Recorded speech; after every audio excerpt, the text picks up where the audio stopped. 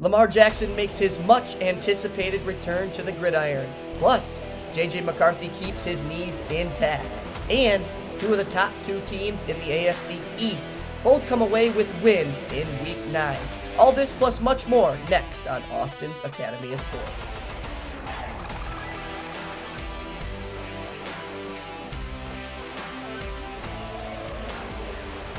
Lamar Jackson returned from his 3-game hamstring hiatus injury that spread all across the NFL news worldwide because of just his excellence on the field. Lamar is a great quarterback. He's a great dual threat mobile quarterback. Much can compete him and compare him and contrast him to Josh Allen, who we will talk about a little bit more in this podcast or episode. But, he made his return to the football field, and it was against a weaker opponent in the Miami Dolphins, and he outdueled Tua on the other side of the football field. Tua, he only threw the ball for he actually threw the ball more than Lamar Jackson did. He had 261 passing yards in that game. Lamar had 204 passing yards, but he was helped out with his receiving core. It was more of a, tight-knit group for Lamar Jackson and his return. He had 4 passing touchdowns on the game, opposed to only 0 for Tua, who actually had an interception in that game as well. It's just the receiving core for Lamar is a lot more different than the receiving core for Tua, and his weapons are a lot more better than Tua's weapons. Tua only has about Jalen Waddle and Parker Washington. Those are the 2 guys that he has to throw to. Mike Gesicki is not on the Dolphins anymore. And on the other side for the Ravens, they have Mark Andrews, Zay Flowers, Derrick Henry as well out of the backfield. Henry in that game, he rushed the ball for 119 rushing yards, and it was just a complete, total team effort for the Lamar Jackson-led Ravens. They ended up winning 28-6, and many people obviously knew that the Ravens were going to win that game. But coming in on the other side to this season, the Miami Dolphins, they are a hot mess right now. They're on the edge of firing Mike McDaniel, their head coach.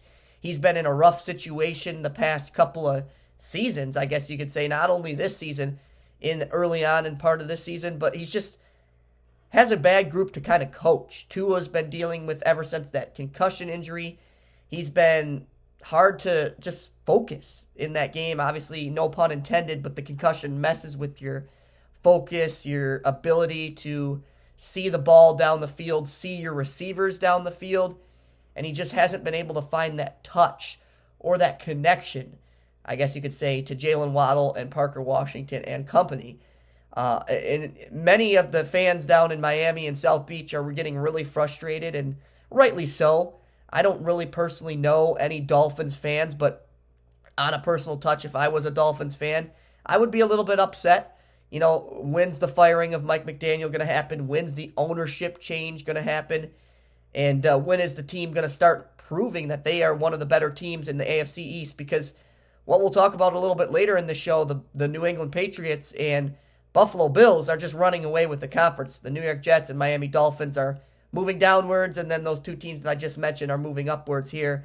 So it's not looking good for the future outlook for this Miami Dolphins squad. And as for the Ravens, now that they get Lamar Jackson back, the sky's the limit for John Harbaugh and crew, because they're only a game behind, or a game or 2 maybe behind, the Pittsburgh Steelers right now, who are in first place in that AFC North division.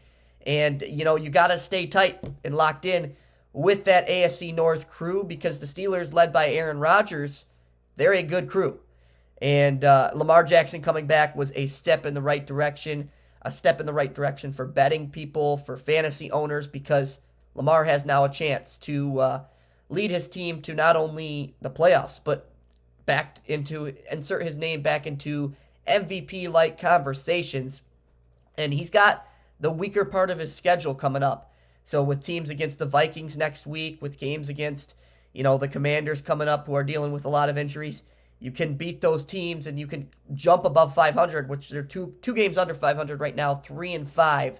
And that still gets you second place in a weakened AFC North division. So the Ravens come in, they spook the Dolphins right out of Hard Rock Stadium, and they give them no candy on that night. And now, like I mentioned, the Ravens are traveling to Minnesota this week to play host to the Minnesota Vikings.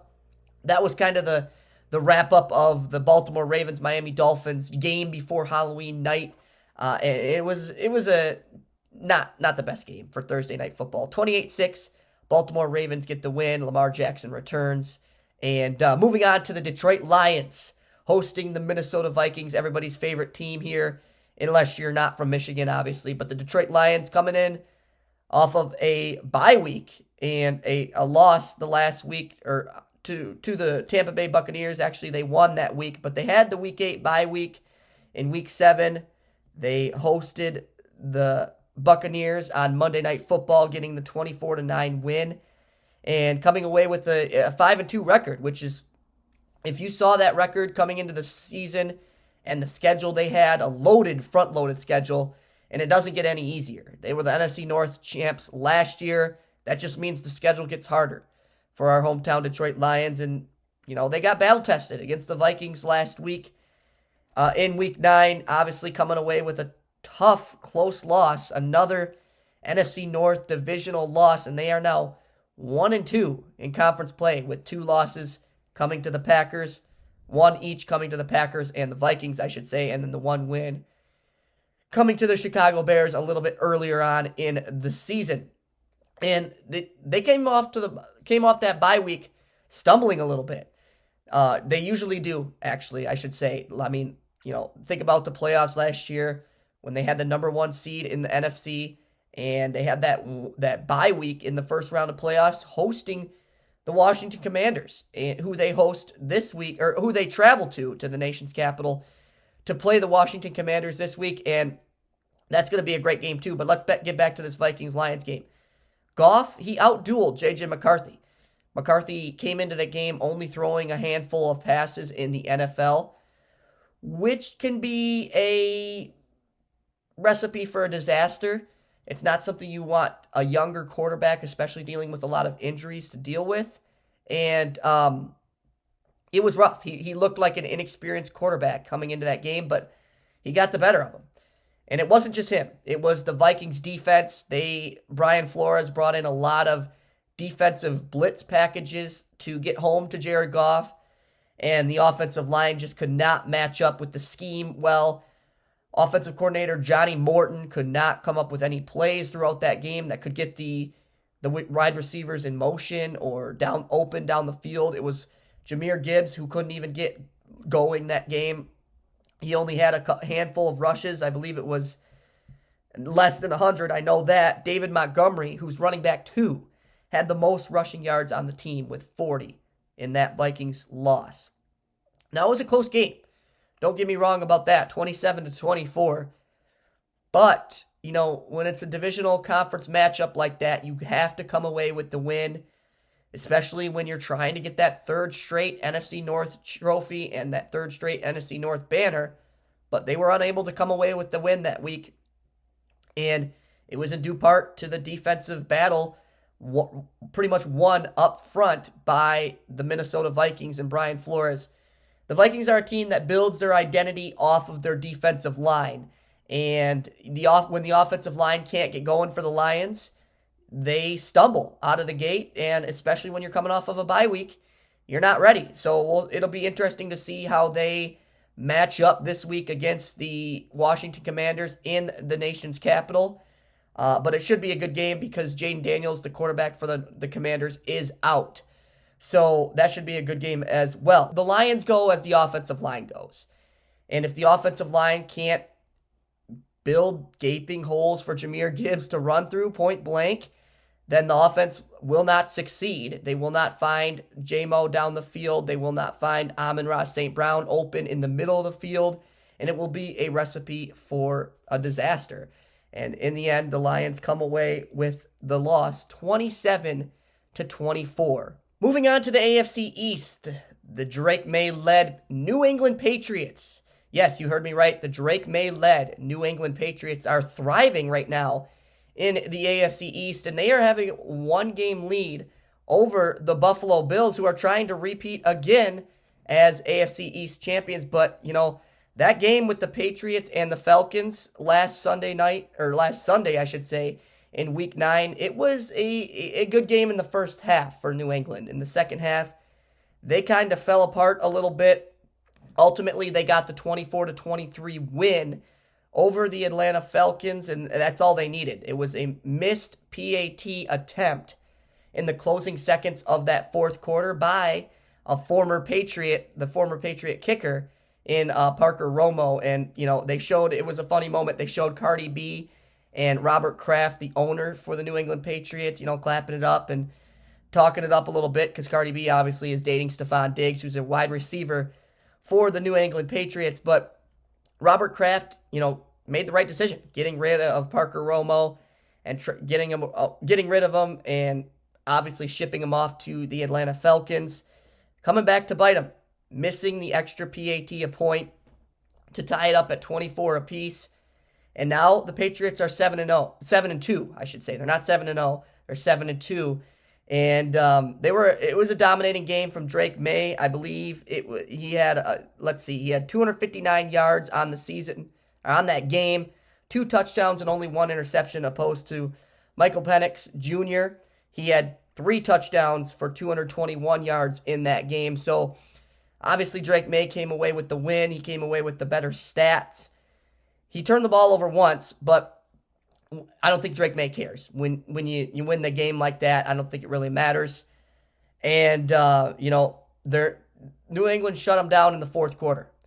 Actually, I should say Atlanta shut them down in the fourth quarter. They were outscored 0-9, and which made it back-to-back competitive games for the New England Patriots, and back-to-back competitive second halves for the New England Patriots, because in that fourth quarter, like I said, came down to that missed extra point, and New England kind of has a haptic of really bringing that game down to a close action and letting it, come down to the last couple of seconds for Drake May and the New England Patriots. But in the end, they came away with the win, and they move on next week to play an even better opponent in next week's game as well. And then the Bills come away with the win against the Kansas City Chiefs at home. It was a dominant showing from Josh Allen, who outdueled, kind of like Drake May, outdueling Michael Penix.